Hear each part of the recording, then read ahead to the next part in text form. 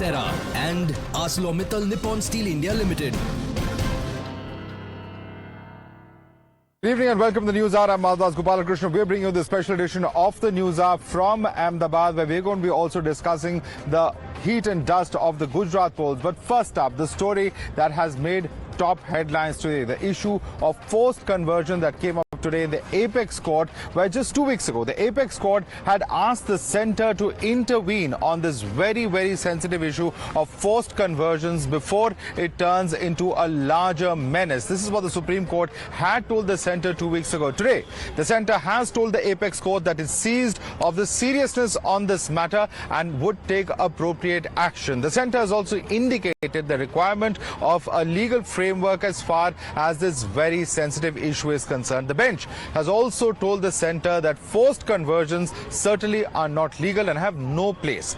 Meanwhile, we have also spoken to the petitioner in this case, Aswini Upadhyay, who's pressed upon the need for the state and central governments to crack down on forced conversion in any matter or any manner of coercion that might be used in this entire matter. They've also asked, the petitioners also asked for the Law Commission to be referred this entire matter and that they get back with more detailed report on this entire issue. Listen in to what the petitioner Aswini Upadhyay had to say.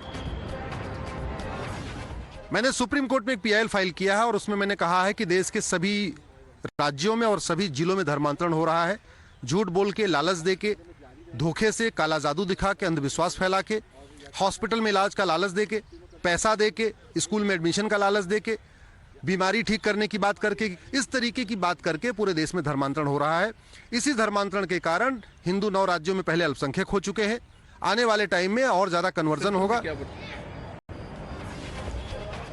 And a number of states have actually gone ahead and implemented this, from Odisha to, in fact, Madhya Pradesh, Gujarat, Chhattisgarh, as well as Uttarakhand, Uttar Pradesh and Karnataka. And the centre has highlighted that these states have legislations in place to tackle with the menace of forced conversion. And in fact, the ecosystem that has branded this has once again raised this as propaganda of the BJP and the RSS, and has in fact deflected from acknowledging the danger of this entire menace. The BJP has of course said that the centre's move is in the right direction. The opposition has linked it to polls. Listen in to these war of words.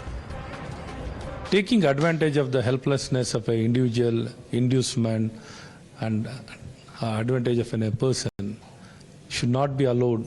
So we are very clear about it. So we wanted to ensure that the conversion should not become a mode of, taking advantage, increasing the numbers, trying to create more and more problems. Probably this is a very progressive bill which has been appreciated, accepted by even government of India. It's a good thing. The way the Hindu community has been targeted at large, and they have been cheated and their lives have been in danger, had been put into danger because they have been forced to convert into other religions. A strong law will definitely help the Hindu community in the longer run. धर्मांतरण देश के लिए एक बड़ा खतरा है। माननीय सर्वोच्च न्यायालय ने भी इसके बारे में कहा है। केंद्र की सरकार ने जो एफिडेविट दिया है, साथ ही केंद्र की सरकार से लेकर के भारतीय जनता पार्टी की राज्य सरकारें इस बात को लेकर के अलर्ट भी हैं। इस प्रकार की घटनाएं स्वीकार नहीं की जा सकती। जिस दिन समाज में लोगों को सामान्य जिंदगी, शिक्षा, स्वास्थ्य, रोजगार और रोजी रोटी का सवाल, ये सवाल हमने हल कर लिया। हमें किसी फोर्सफुल कन्वर्जन के कानून की बात में जरूरत नहीं पड़ी। और जहां तक कन्वर्जेशन का मामला है, ये मामला बहुत बड़ा मुद्दा नहीं है। दरअसल इस मुद्दे को तूल देकर के भारतीय जनता पार्टी इसका राजनीतिक लाभ लेना चाहती है। सबसे बड़ा मुद्दा है इस देश में गरीबी का, इस देश में महंगाई का, इस देश में भ्रष्टाचार का। इस मुद्दे से ध्यान भटकाने के लिए इस तरह से धर्मांतरण और धर्म के आधार पर राजनीति को बढ़ावा देने के उद्देश्य को लेकर के भारतीय जनता पार्टी ऐसी राजनीति कर रही है। BJP is talking over this issue because BJP is facing with the serious there lack of credibility in electoral process in Gujarat and Himachal Pradesh. So just to try to woo the voters, they are coming up with these kind of issues. That brings me to the legitimate question that we're debating this evening. Why bury the conversion threat? You're watching the News Hour at 9. Debate number 1 on Times Now. Super Prime Time.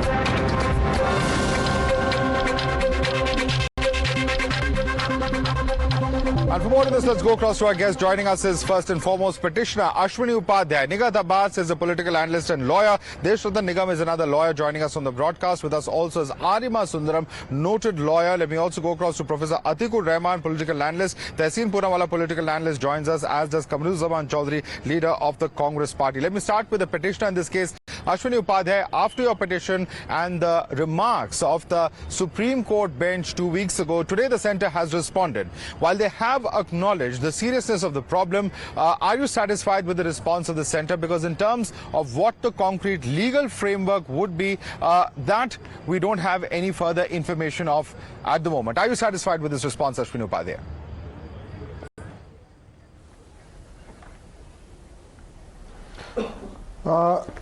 I am satisfied with the centre's response, but Supreme Court has said to the centre that please consult to the states and come with more detailed affidavit, because today's affidavit was very short. It was one not detailed affidavit. It was don't have the consultation process with the states. But my concern is this: let the Christianity is good. I am not saying something else, and definitely it's in just 2000 years. It created for 85 countries, Christian majority countries. Islam is good.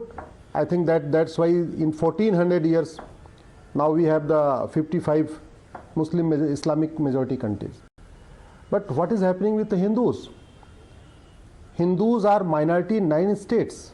In Ladakh, Hindus are only 1%.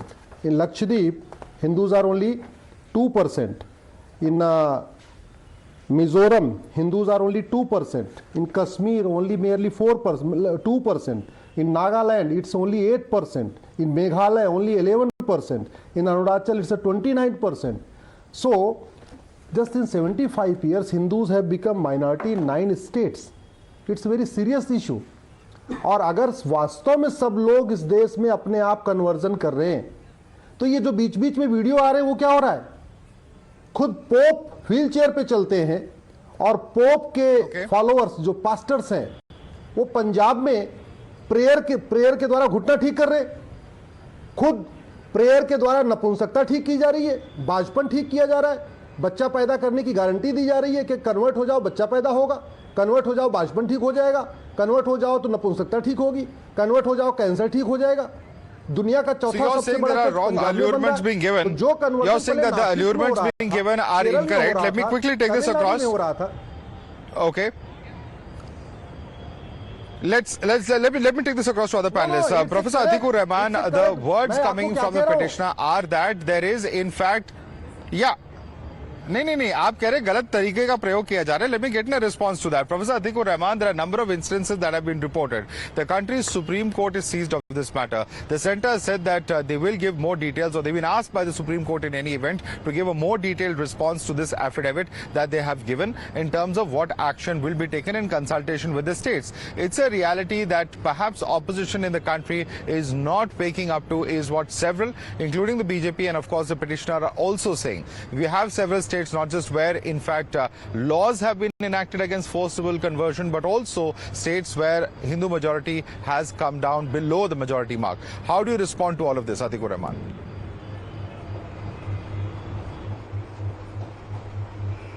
Well, Madhav, point number 1 is the government of India is vague in its affidavit. Secondly, the government should explain to the people of India that in the event of the constitutional rights of the people, the right to profess, preach, propagate, and the right to conscience, whether they are intact or not, or henceforth they are about to be abrogated from the constitution. Point number 3, the love jihad angle from the Hindutvavadi side ensures that the police cannot be trusted on these matters. All the BJP ruled states who are getting the anti-conversion law, they are not spelling whether they are against the religious conversion or against the forced religious conversion. There is a great divide between the two. We need to understand, Madhav, that religious conversions are constitutional. Of course, we do not favor forced religious conversion. And the police agencies who are in the threat, under the threat of the Hindutva forces, they are making the people bound. And I have a very ample evidence towards this. Kramstein was burnt alive along with his two sons by Dara Singh, who was an RSS worker. And the commission for the inquiry commission that abrogated all the Mr. charges Atiq Ur Rehman, against what about the Kramstein? incidences that have taken place in Madhya Pradesh and Karnataka in recent days? Are those, if you may cite these examples, there are obviously BJP and Mr. Upadhyay are going to cite different set of examples. The question is that if the Supreme Court is adjudicating on this matter or observing, on the seriousness of forced conversions, mind you, nobody is talking about voluntary conversions here. Nobody is questioning the right of an individual to actually go ahead and convert. It is the forced conversion, allurement or illegal methods used that is being debated at the moment. And let me bring in Nighat Abbas on this point. Nighat Abbas, you have Professor Atiq Ur Rehman who says that, when it comes to love jihad or similar issues, police is vague, government is vague. You have, a large number of issues that are raised, but no one's talking about voluntary conversions. The issue at hand is forced conversions or illegal allurements that are being given to individuals that the court itself has expressed its concerns about. Nighat Abbas. Absolutely, Madhav. Right now, there's a religious, I'd say, emergency in India. Why am I saying is this? Because there's a decline, major decline, declining numbers we see in a particular community, where in one community which has been serving as the minority in our nation is increasing rapidly, like Aswini ji just said. And there has to be a proper scrutinized way of changing the religion. Obviously, the freedom to change the religion is obviously a democratic right of any citizen of our nation, but there has to be a scrutinized way, because what we are seeing lately in a series of events is that there's a forceful conversion which has been taking place very politely. Forceful conversion very politely. How do we justify that? There's a lot of people who are trying to manipulate females in the name of love. I'm not talking about any community. There are people from different communities doing that with the girls of different communities. They are politely manipulating them in the term of love, trying them to be a part of their family, trying them to change their religion, and instead of forced, it is looked it is seen as a very polite way of telling them to change their religion. And once they change their religion, they are forced to perform all the rituals which they offend, like wearing such type of clothes which they have not which they have not been wearing since their childhood, the dominating nature which they see from other communities which they have not seen since their childhood. So that is the kind of things which are happening. We also see several number of men from several communities, I do not want to name, everyone is smart enough, who have changed their names purposefully, shown themselves to be from another religion and made sure that they are from any other community or from a particular community, pick few girls, get married to them, and after marriage they reveal their real identities by mistake or purposefully when they really want to forcefully change the religion of that girl. So that is what is happening. So when I'm talking I don't want to about restrict this. I don't want to restrict this. I don't want to restrict this to love jihad or any kind of jihad or any kind of love, Nighat Abbas. But I want to just very quickly read out a set of incidences which in fact have been very widely reported. This is for let me just quickly clarify for the sake of our viewers. There are instances that have been reported. 10 people arrested in Jhabua and Alirajpur in Madhya Pradesh for allegations of trying to convert tribal children. This is from the 23rd of May 2017. There's an instance from the 15th of October 2022 where the allegation was of a 19-year-old girl under Karnataka's new conversion law where a person was arrested for illegal conversion. There is also in fact from June 21st, 2021, persons who were arrested in Delhi for running a conversion racket allegedly converting thousands of people. There are several such instances that that I have with me, but these are instances that have very well and very publicly been recorded. They have been reported in great detail. Those cases are still going on, and that's what leads me to ask Tenseen Poonawala a very simple question here, Tenseen. In the affidavit, I'm reading this from the affidavit, where in fact the clarification that is offered here on Article 25 is very significant, because they say that it is submitted that the right to freedom of religion does not include a fundamental right to convert other people to a particular religion. The said right certainly does not include the right to convert an individual through fraud, deception, coercion, allurement, or other such means. So very clear clarification coming in as far as the government is concerned, that the right to freedom of religion does not include the fundamental right to convert under these circumstances of fraud, deception, coercion, allurement, or other such means. Are you in agreement with this, Tenseen? Absolutely, Madhav. Who can be in disagreement with this? Except, Madhav, that we have to very finely balance what is being seen. One, like you rightly pointed out, is Article 25, the right to religion and the right to propagate religion.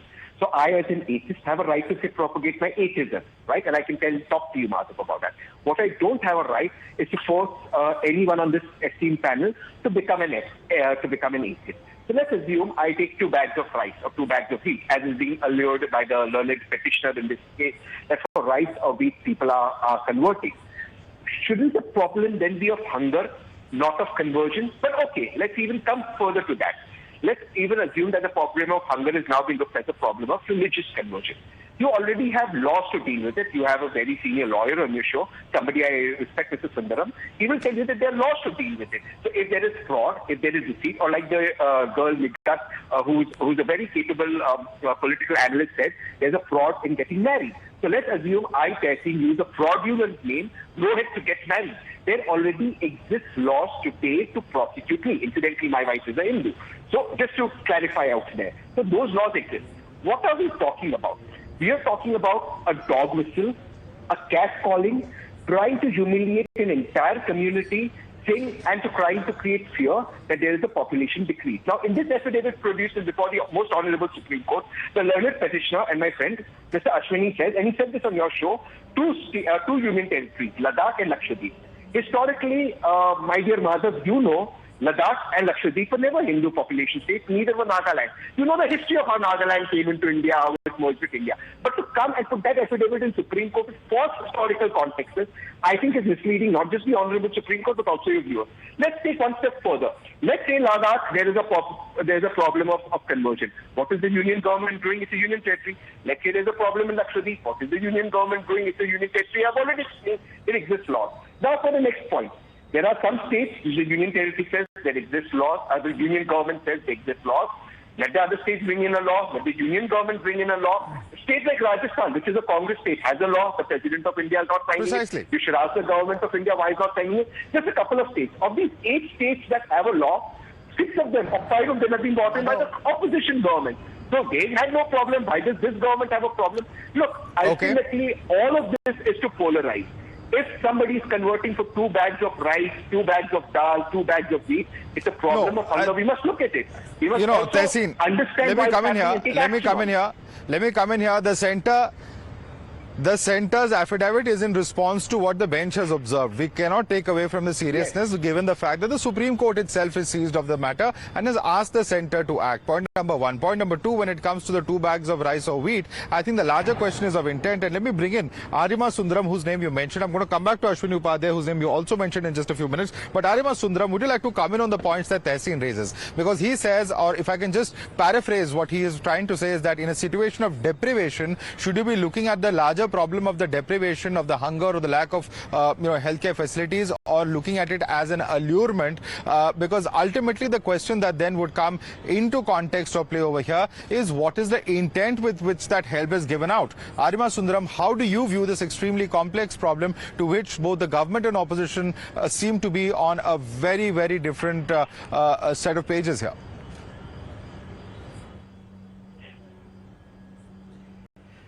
Well, let's understand the basics here, so there's no confusion. If I can just put it into perspective.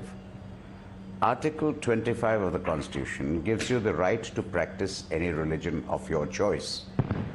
Read this with Article 19(1)(a), which is the freedom of speech and expression, which gives you the right to propagate or preach your thoughts, your beliefs, your expressions, which could be beliefs about your religion. So you can propagate, profess your religion.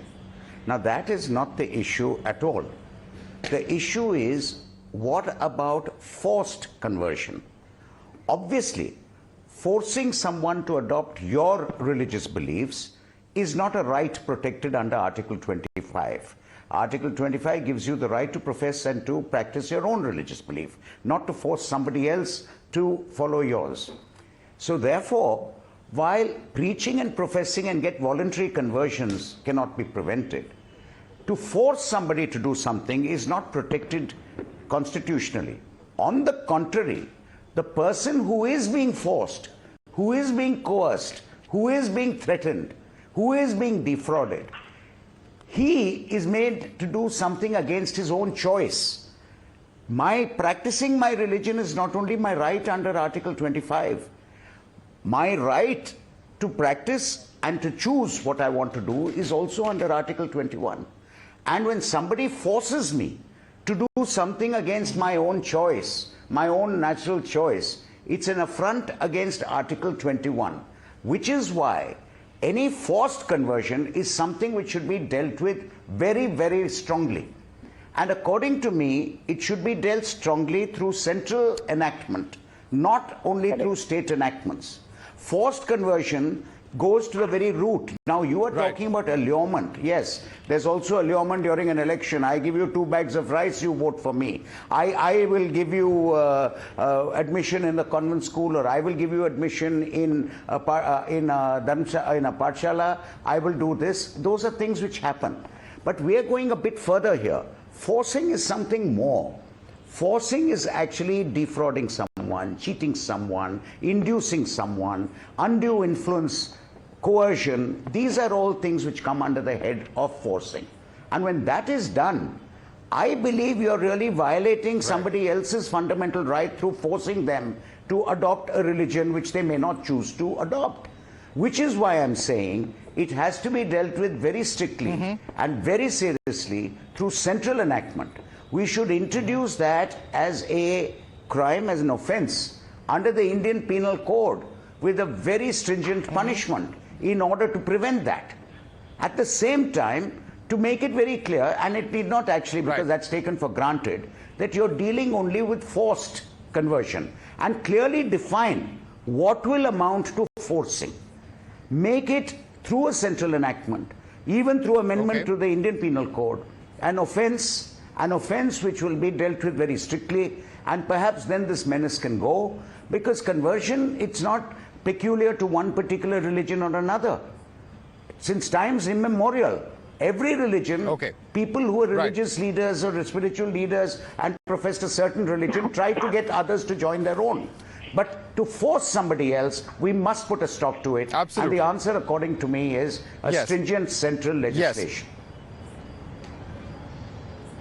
Well, many important points you're making there, Aryamum Sundarum. But before I, in fact, go across to our next panelist, Kamzurrum Chowdhury, let me just quickly, gentlemen, I'm going to come to each of you. I know there are many people who want to come in on this. I'm just coming to Mr. Kamzurrum Chowdhury. Let me just go to him, and then I come to Mr. Deshratan Nigam and others. I just want to read out, before I go across to Mr. Chowdhury, what was said in the Constituent Assembly debates. And this is very, very important. This is K. Santanam, who opined that propagation is merely freedom of expression, adding that Article 25 did not mention the word convert, clarifying that the constitutional forefathers had taken care to see that no unlimited right of conversion has been given. People have freedom of conscience, and if any man is converted voluntarily owing to freedom of conscience, then well and good. K.M. Munshi also has opined that the Constituent Assembly need not be afraid of the word propagate in this particular Article 25, since India is a secular state and there is no particular advantage to a member of one community over another.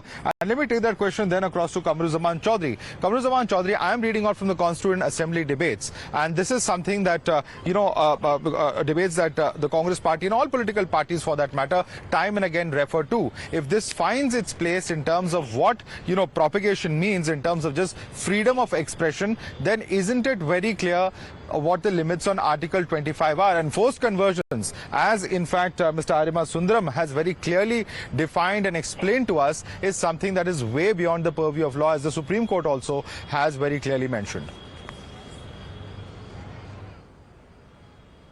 Well, Madhavan, you know, Jawaharlal Nehru also was the opinion that the forced conversion or the religious conversion has to be legislated at some point or the other. You know, why? You can just go into the details in that history books also. But then you must remember that Orissa Freedom of Religion Act of 1967 was even seconded by a 5-judge bench commission of 1977 and the Supreme Court, wherein this law was already enacted, and then Haryana was, then Madhya Pradesh also, they enacted a law in 1968. Now the question out here is that we must understand today that what is the definition of forced conversion? Who will define that? Who is going to define and say, okay, this is a willing conversion, but this is a forced conversion and we need to act on it. Now the central government has got all the responsibility to declare this finding, what data it is coming to the conclusion that there is a forced conversion out there in the country, whether demographics are indeed changing across the states, because Mr. Upadhyay, the frivolous his petition it is, because the 9 states that he has mentioned out here, my dear friend Tenseen has already busted all those claims. The 9 states, even I was born in Nagaland. Nagaland was always a Christian state since independence. But the Supreme Court I has don't actually see anything out there that there was a conversion. No, you may disagree with Mr. Upadhyay, but you know, let me just, that's the point. Mr. Chowdhury, you may consider it frivolous. You are entitled to your point of view. But if Supreme Court has issued notice to the centre and centre has responded, does this criticism of being frivolous still stand? Are you saying the Supreme Court has acted on a frivolous petition? His complaint from the Delhi High Court on the same petition. He has filed a petition on the Supreme Court also. He has mentioned 6 or 7 instances Supreme Court acted on it. Forced religious conversion. Many lawyers all of them have turned out to be fake. All of them have turned out to be fake. Have you not withdrawn a petition if the from Supreme Court has issued notice to the centre has given an affidavit. So does that take away from the seriousness of proceedings in the apex court, Mr. Chowdhury? All right, I'll let Aswini Upadhyay respond to that. Aswini Upadhyay. Okay, you're asking questions of Mr. Upadhyay. I don't want to be the advocate for Mr. Upadhyay. He's a very well-known advocate. Let him defend himself. You have raised questions on his petition. Let him respond. Mr. Upadhyay, please respond to Mr. Chowdhury. He's saying your petition is frivolous. Please respond to him. Yeah, I'm coming back to you. I'll give you a chance to respond to him as well. Mr. Upadhyay, very quickly respond to him. Yes. हम ये कह रहे हैं, अगर इस देश में धोखे से, लालच देके, काला जादू दिखा के, अंधविश्वास फैला के, हॉस्पिटल में वादा करके, घुटना ठीक करने की बात कह के, कैंसर ठीक करने की बात करके, गरीबी हटाने की लालच देके अगर धर्मांतरण नहीं हो रहा है, तो इतनी हड़बड़ाहट क्यों है? लोग सुप्रीम कोर्ट में पिटीशन को अपोज करने क्यों चले आए? अभी सेंट्रल एक्ट बना नहीं है। और आर्यमा सुंदर साहब संविधान के एक्सपर्ट हैं, कॉन्स्टिट्यूशन एक्सपर्ट हैं। मैंने भी एक बिल बना के दिया हुआ है अपनी पिटीशन में। मैंने कहा है chapter 15, name of the chapter 15 IPC is the offence relating to religion. जो आईपीसी का चैप्टर 15 है उसका नाम ही है ऑफेंस रिलेटिंग टू रिलीजन। अभी हो क्या रहा है? सेइंग समथिंग या hurting sentiment, religious sentiment is an offence, but converting is not offence. So I am saying if someone is doing it, whether it's by intimidation or by threatening or by decisively luring through grips or monetary benefits or offering help like school admission, Madhavan, now the question arises, who is going to define अलग से कानून बनाने की जरूरत नहीं है। Okay. Who is going to define what is forced conversion? का chapter 15 Okay, अलग से कानून बनाने की जरूरत है। कमरुज़्ज़मान Chaudhary, quick response, and then I go across to Deshwatan Nigam. Kamzurrum Chowdhury, quick response now. Yeah, देखिए, Congress party has always believed that the religious divide that is being created in the society as of now, and this petition is an extension of that agenda to create the religious divide. You know, something like forced religious conversion. Let the government come out with its fact, the data, that how many percentage of religious conversion are taking place in the country. If you don't have, let me tell you, 2.5% religious conversion happened in India. 2.5%. Do you mean out of this there are love marriages are there? as you call them, happily call them love jihad to spread your agenda. There are other instances wherein people out of their natural bonding, they marry each other from interreligious this thing. But even when you one way you say we need Akhand Bharat, you need a homogeneous India, you need one nation, one law, then why do you debate on the need for a forced Okay, so the premise, this entire premise of forced conversion is wrong. Mr. Desh Sadar Nigam, Mr. Kamzurrum Chowdhury would have us believe that this is a complete bogey, that all of this is being done with a view to polls. But I have a simple question after you answer that, Mr. Desh Sadar Nigam. Why not a national law on the same, as Mr. Aryamum Sundarum has suggested? Yes, Madhav, in fact, I fully agree with Mr. Sundaram that we require a national law, especially under IPC, and since IPC comes under the concurrent list, and therefore Centre is fully competent and capable of making such a law. So I have a complete agreement with what Mr. Sundaram has said. Secondly, it does not require rocket science to know that at the time of independence, Hindus were about 90%. Today they are somewhere about 78%. It's easily, the data are easily available. There is a forceful, deceitful, fraudulent conversion which is going on, and that has to be stopped. And therefore, to call a petition where the Supreme Court has issued notice and asked for a response from the central government and ask the central government to step in, you cannot call such a petition frivolous. In fact, your statement itself becomes frivolous when you call a petition a frivolous. And we have to concentrate on tribal areas, there are about 75 to 80 districts where the demography has completely changed. It's a matter of record. No need to, have that kind of confusion out there. So it is a serious issue. And also the Supreme Court clearly said it impinges upon our national integrity and unity of the country. And therefore, it is much beyond law and order. So it requires everybody to be on the same page. The states can make their own laws, but the central law has to be there. There can be minor amendments by the state government, as they have done in many other laws also, as per their state requirements. But we do require a national law by the central government, and it is high time that they come and intervene and do not waste more time, because situation is right now quite alarming. Whether people agree or not, it is another matter. They do politics. Minority appeasement is become a order of the day by most of the political parties. They don't want to get into this issue.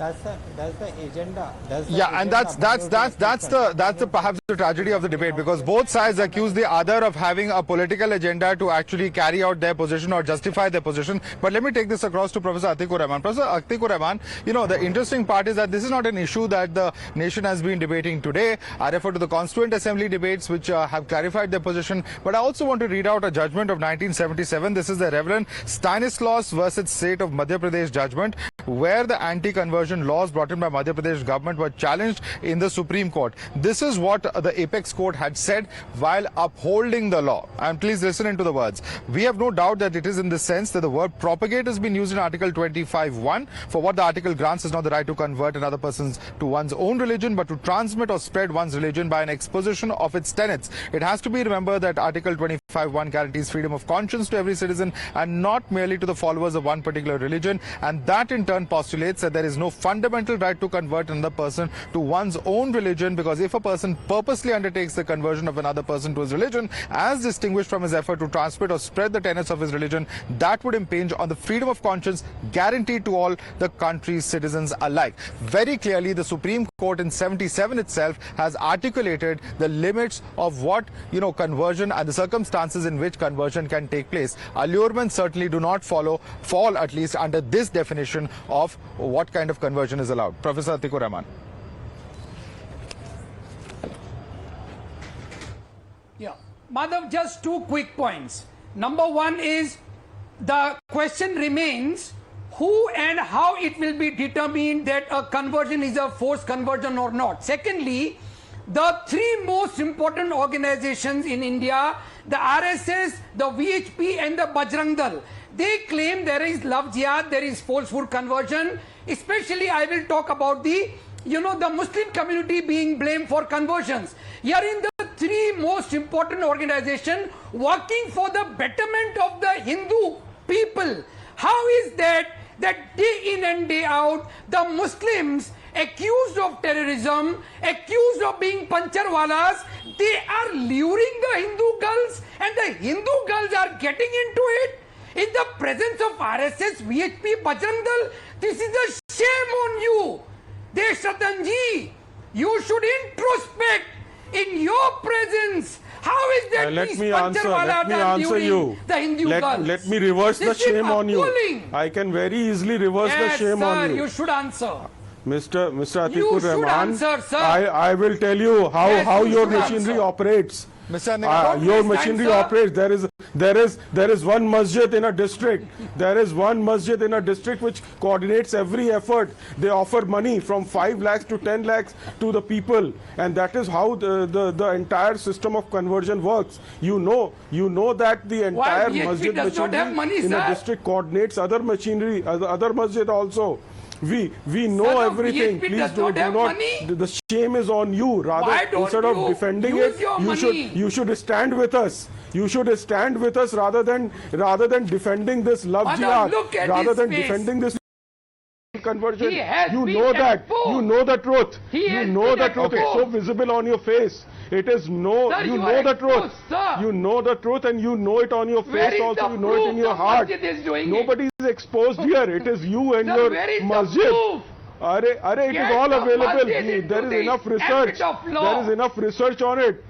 Get him, let me just come in here. I just want quick closing comments. Mr. Nigam and Professor Atiq Ur Rehman, quick closing comments. Just very small comment from Aryamum Sundarum before we wrap up this debate. Mr. Sundaram, one of the things that has also come up is the fact that this matter should be referred to the Law Commission. But when the Law Commission itself has not been formed by the government, we know that it was approved of in 2020 but constituted only about 2.5 years later after a petition was moved in the Apex Court. Doesn't that also say that serious issues like forced conversion and others which could have been dealt with the Law Commission, by the Law Commission, ultimately have also gone into the back burner because of this kind of indecisiveness on part of the powers that be? See, whether you like to accept it or not, in this country there's been a lot of political polarization based on religion. Therefore, any kind of legislation brought in which even directly or indirectly touches on religion, even if it's something as despicable as a forced conversion, meets with resistance, because anything to do with religion is something all political parties seem to take an advantage out of polarization. Now, Law Commission can make their recommendations, but I think since the matter is now before the Supreme Court, and the Supreme Court is addressing its attention to it, I think we should await what happens in the court and see what the court has as a suggestion to go ahead. And that's my feeling right now. All right, we'll have to leave it there for the moment. Aryamum Sundarum, Professor Atiq Ur Rehman, as well as Deshratan Nigam, Nighat Abbas, Aswini Upadhyay, Tenseen Poonawala and Kamzurrum Chowdhury. We'd like to leave it there for the moment. Certainly a very sensitive issue. All eyes on what the centre is going to come up with in its detailed affidavit after consulting with the state governments, as the Apex Court has very clearly directed the centre to do. Will there be a national law on the same? Will there be some other method through which the centre would like to tackle this very sensitive issue of forced conversions that the Apex Court is also very clearly seized of? We'll have to keep a very close tab on this extremely important issue. For the moment, we're going to switch focus to debate number 2.